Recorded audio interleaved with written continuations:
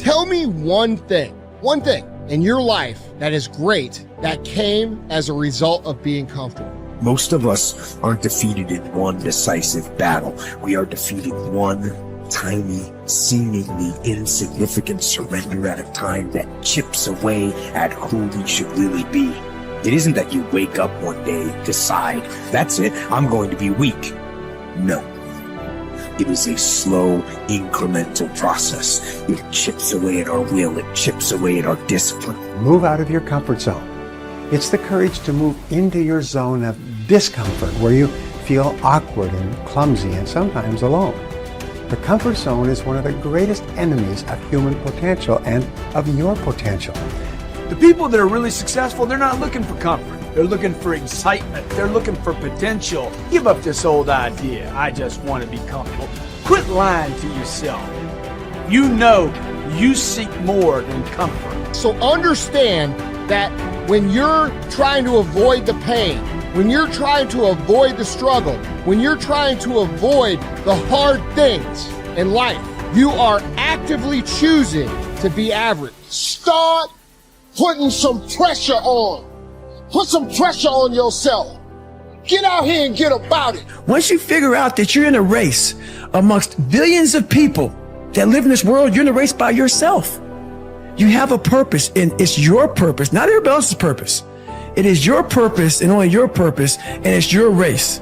That means you are persistently bigger than your excuses. You are persistently bigger than feeling lazy. And you are persistently beating the feelings that typically stop you. Stop coming up with excuses. Don't give yourself permission to continue to live a small life. You can't fit a big dream into a small life. Give yourself permission to go for it, to test yourself, to challenge yourself, to live full. When the sun comes up, you've got all the books, you've got all the tapes, you've got all the access. Now it's time to hunt.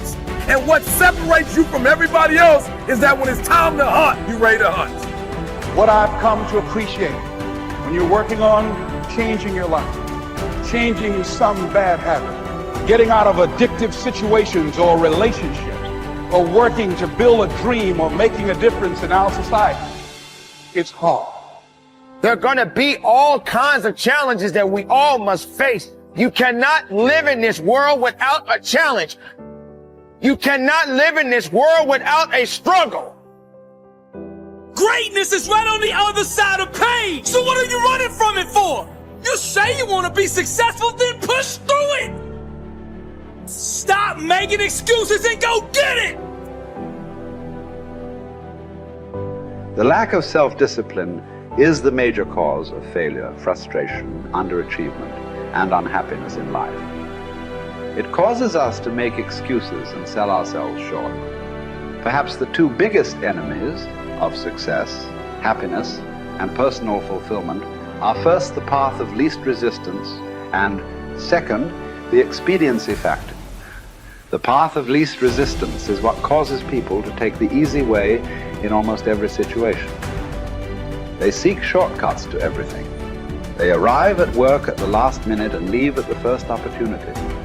They look for get-rich, quick schemes and easy money.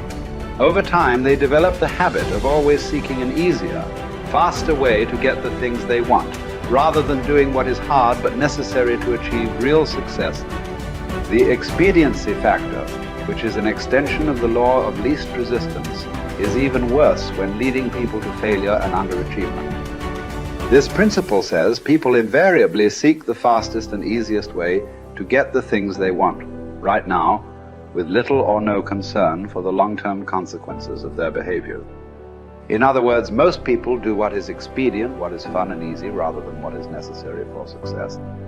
Every day, and every minute of every day, there is a battle going on inside of you between doing what is right, hard, and necessary, like the angel on one shoulder, or doing what is fun, easy, and of little or no value, like the devil on your other shoulder. Every minute of every day, you must fight and win this battle with the expediency factor and resist the pull of the path of least resistance if you truly desire to become everything you are capable of becoming. And then when you see people take on more responsibility and decide that they're going to aim up and confront their suffering honestly and forthrightly, that their lives get better and the lives of people around them get better too. And so that's very strange as well, because it also means that the pathway to less suffering is through suffering, right? And that would be hopeful if the world was constituted that way. It's like, well, there's suffering. How do you make it worse? Run away. How do you make it better? Confront it. Yeah, but it's suffering. It's like, yeah, but it's there. There it is. It's right there. It's a precondition for existence or something like that. And it's like you have something important to do as well. And you confront it, and that's the pathway to transcending it. We need to figure out, like, now, today, what is, the best way to live your life? What is the, there's got to be ways you can be putting forward the most positive energy. I mean, we know objectively what's causing pollution. We know objectively what's causing birth defects, and we're taking in too much chemicals and not enough vitamins. We know objectively all this stuff. We know how to organize our world, and yet we don't do it. We know how to organize our health, and yet very few people do it. We know all these things. The right path to being a happy, healthy person is to do all the shit that we already know you're supposed to do. Take care of your body, take care of your health, take care of your mind, your stress, meditate, be kind to people. We all know that. I mean, you ask anybody, they know how to get by and to be the most evolved version of you that you can be. I mean, it's not like a magical checklist. If you talk to people about it, you said, okay, here you got a person, you want to improve them, what are the things you're going to do to them? Okay, well, if I was a life coach, the first thing I would say is this guy's got to get on a diet that makes him healthy. I don't mean a diet just to lose weight. I mean just healthy foods in your body, many, many vegetables. Start working out your body and get a better sense of how this machine feels when it's moving, it's flowing better, there's less tension in it, your mind feels relaxed and you enjoy every single moment of the day better. Step 1, everybody knows that step, right?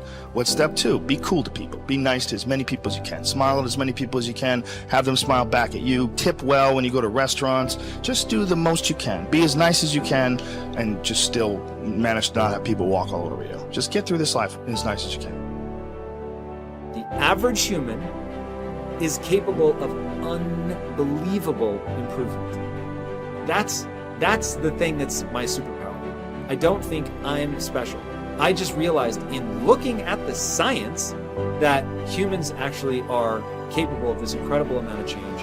It is the strategy that our species took to be able to pass knowledge on through culture rather than having to have everything be instincts. And in having that layer where we can drink in the culture and read books and learn from other people, and even now we're all learning from things that people thought thousands of years ago and wrote down. It's insane. It travels through to you, and all of that wisdom stored in culture, so that as your parents are teaching you things, they're actually encapsulating a ton of the wisdom that is endured, whether it's endured from religion or books or whatever. You're bathed in a culture that is giving you all of this incredible information. And so recognizing how powerful and potent that is incredibly meaningful.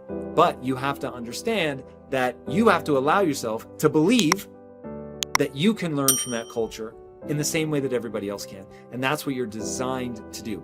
Now, for me, that completely gave me the confidence, and I put confidence in air quotes because it's not like I believe something specific about myself. I just believed that the human animal is capable of this extraordinary change. And so now I just needed to point myself in that direction. Now, this is the key. Once I realized that I could get better at anything, it dawned on me that how I spend my time is a spiritual consideration. And I didn't want to die with potential that I failed to turn into skill set. That to me, that speaks to me. How much of my potential can I actually turn into skill set and get good at this stuff and push and grow and improve? That to me is just this incredibly intoxicating thing. So for me, the discipline, the confidence, all of that comes from recognizing the human animal. Nothing special about me. The human animal is capable of extraordinary change. I'm going to have to put time into doing it, but I'm capable of getting this change. Therefore, I can do anything I set my mind to. Therefore, it really matters what I choose to spend my time on. Therefore, I want to put structure and discipline in my life so that I can move forward on things that excite me, that matter to me, because I really can have this big crazy dream that I'm thinking of. So my discipline is really born of my desire to have that thing, coupled with my belief that I can actually get there. Desire and belief. Get those two things right, and the discipline will take care of itself.